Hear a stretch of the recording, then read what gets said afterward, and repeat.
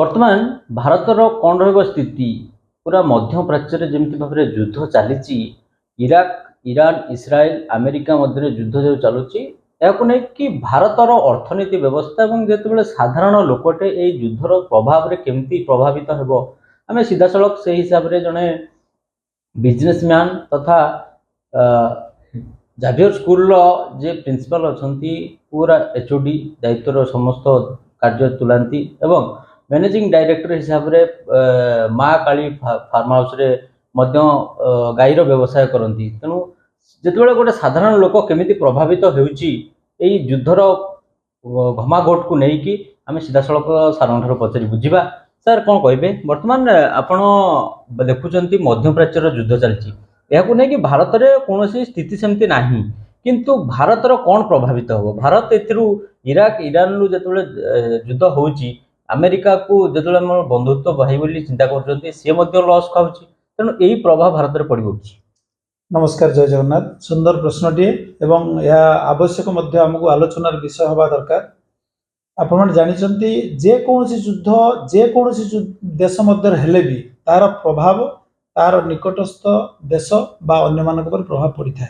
साधारणतः आम डिपेंड कर जे आज ईरान उपरे माने तेल उपरे जो आम निर्भर कर जानते समस्त केवल तेल जदि रेट बढ़ुची गाड़ी रो तेल पेट्रोल डीजेल बढ़ीगले जे समस्त जिनिस गाड़ी द्वारा परिवहन होता आपणकर समस्त खाद्य वस्त्र जिते जिनिस अच्छी सबू जिनिसर दरदाम बढ़ी जाए।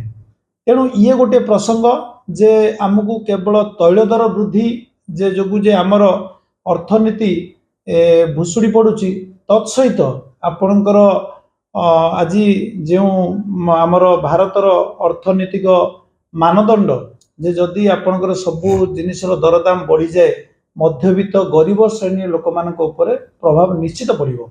आ धनी श्रेणी लोक पड़ो किंतु तांको एते जना पड़ो नाही। आज दिन में सुनार दर बढ़ी किंतु सुना दर साधारणतः गरीब मध्यवित्त श्रेणी लोक तो यूज करते नहीं किंतु खाद्य पदार्थ उपर जो बढ़ी जाऊँगी निश्चित ताको गोटे शक्त चापुड़ा हम गरीब श्रेणी लोक मान। तेणु यहीटा गोटे बहुत प्रभाव आज आपण कहतु शेयर मार्केट कहतु बा गोटे चाषी जदि कथा कहवा गोटे भल प्रसंग चाषीर कथा कहवा चाषीर सार दरकार से सार ही ट्रांसपोर्टिंग।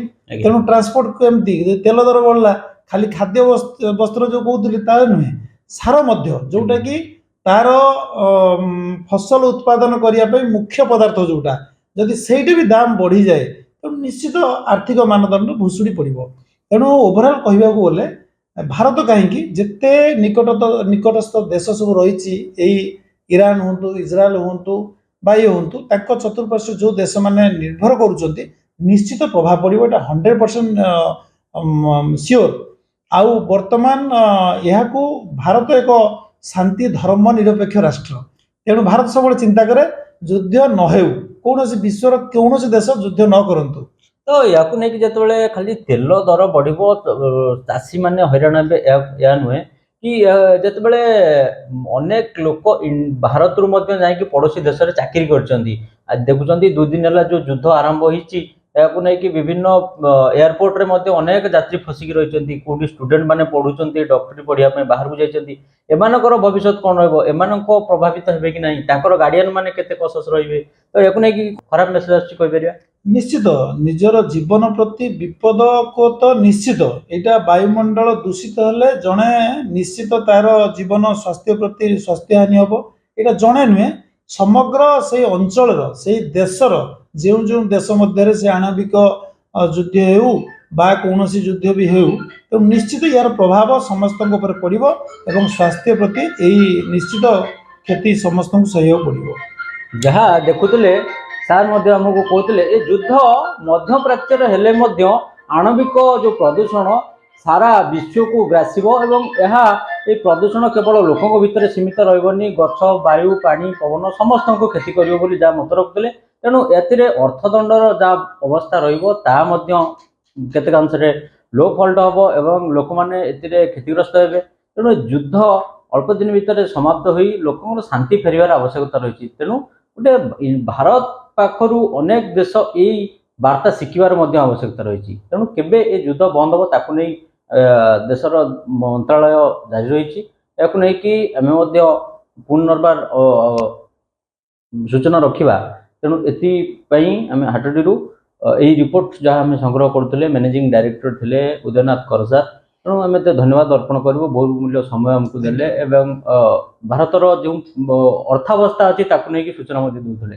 ହାଟଡିରୁ ବିଭୂତି ଭୂଷଣ ଜାନା ରିପୋର୍ଟ।